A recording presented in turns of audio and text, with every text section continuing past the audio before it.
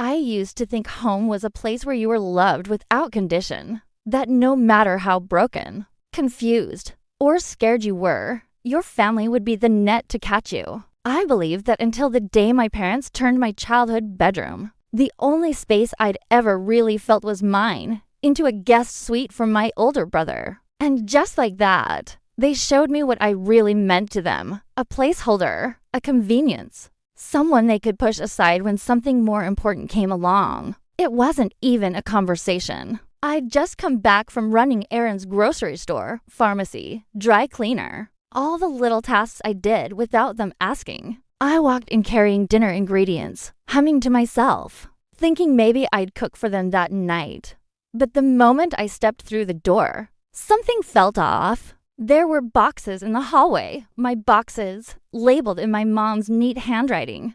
Clothes, books, miscellaneous. My lamp, my posters, my journals, all packed up and stacked like I was moving out. And there, standing in my doorway, was Nate, my older brother, the golden boy. He grinned like nothing was wrong, like this was totally normal, like it was his room now and always had been. "Hey sis," he said. "Thanks for clearing out so fast." I blinked. "What?" Mom walked in, smiling like a hostess giving a house tour.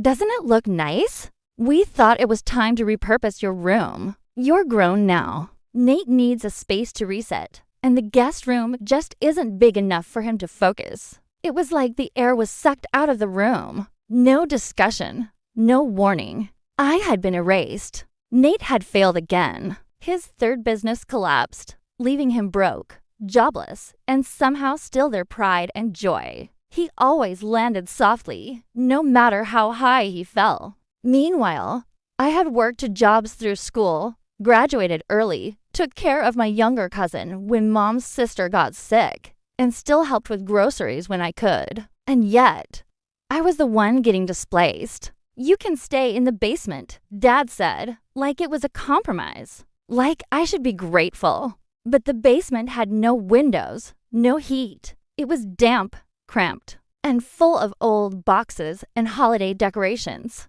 I wasn't angry in that moment. I was hollow. I nodded, set the grocery bags on the counter, walked up to my now empty room, and sat on the bare mattress. That used to be mine. I didn't sleep that night. I stared at the ceiling, listening to Nate's music through the wall he'd already claimed as his. At dawn, I made a decision. I packed the rest of my things into my car and left. No announcement, no dramatic scene, just a quiet exit from a house that had never really felt like mine to begin with. The next few months were hard. I crashed on a friend's futon, worked long shifts at a diner, and taught myself freelance graphic design at night. I'd wake up to aching joints and go to sleep with headaches, but I never stopped. Every email from my parents went unread. Every call from Nate went unanswered. I built a wall, not out of hate, but out of necessity. One night, after a brutal double shift, I opened my laptop to find an email. "Congratulations. You've been accepted into our digital entrepreneurship program." I stared at the screen for minutes, tears welling up. Not because I was overwhelmed, but because for the first time in my life, I had done something for me, and it was working. That course changed everything. I started a small business helping local shops build their branding. It grew. I got clients in other cities, then other countries. I moved into my own 1-bedroom apartment, filled it with plants, art, music, the kind of life I used to dream about when I lay in that cold basement.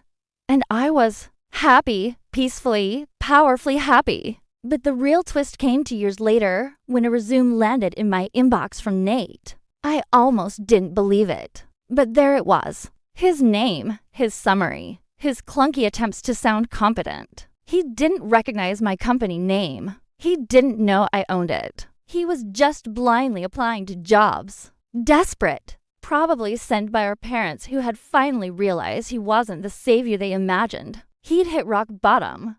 And I was the boss now. I didn't hire him. I didn't even respond. Instead, I forwarded the resume to my parents with a simple note. Looks like Nate's looking for help. I hope you saved a room for him. They never replied, but I didn't need them to because I built a life so full of love, respect, and freedom.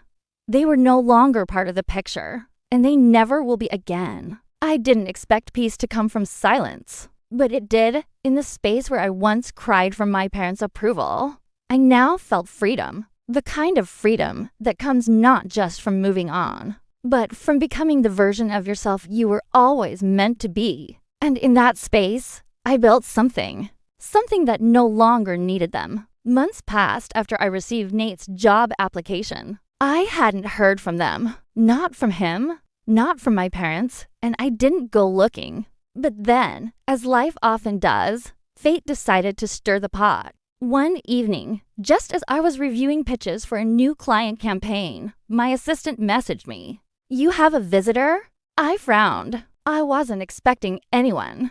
"Who?" I typed, "Your parents and your brother." My hands froze over the keyboard. I hadn't seen them in almost 3 years, and now they were here at my office. I took a breath and stood. I wasn't scared. I wasn't angry. I was curious. When I entered the lobby, I saw them all. My mom, dressed like she'd just stepped out of a country club luncheon, trying to smile as if nothing had happened. My dad, uncomfortable in a blazer, holding a folder like it was a peace offering. And Nate. He looked like a shadow of his former self. Sunken eyes, messy hair, defeated posture. It was jarring. "Wow," Mom said, her eyes glancing around the modern space. "You've done well for yourself." Dad stepped forward. "We didn't realize how far you'd come. Until recently," he added. Nate didn't look up. I kept my face neutral. "What do you want?" There was a long pause. Mom cleared her throat. "We came to apologize." Those words, they floated in the air,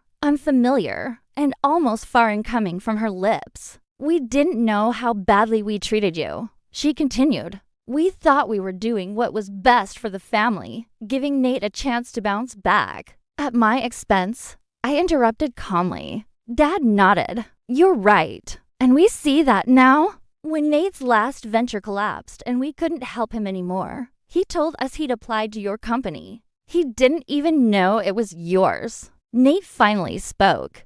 I didn't recognize the name. I just needed a job. And then Mom looked it up and we realized. I looked at my brother. Really looked at him. For the first time in our lives, the shine was gone. He wasn't arrogant. He wasn't smirking. He looked like someone who had hit the end of the road and didn't know where to turn next.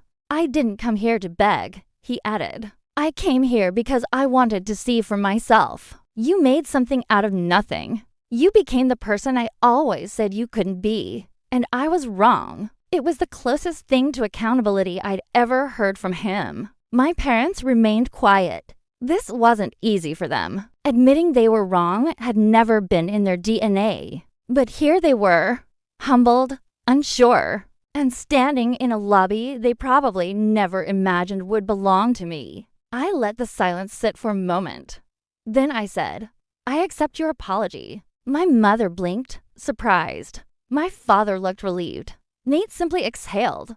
But I continued. "That doesn't mean we go back to how things were. I've built this life without you, and I'm not going to pretend those years didn't shape me. I was disposable to you, and I had to learn to value myself when the people who were supposed to never did." They nodded. Mom wiped away a tear. Dad looked like he'd aged 5 years just standing there. "As for Nate," I said, turning to him, "I'm not going to offer you a job out of pity, but I will offer you an internship, entry level. No special treatment. If you really want to start over, prove it." He swallowed hard and nodded. "Thank you.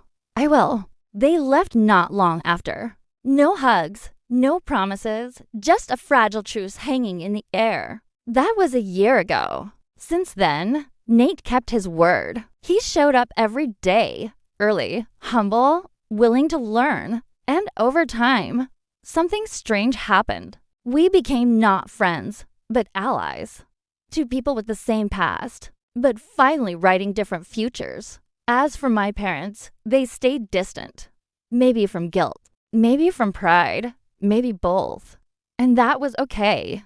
I didn't need them to clap for me anymore. I had built a life they were never invited to. And that was the point. Because healing doesn't always mean reconciliation. Sometimes it just means moving forward without the people who once held you back.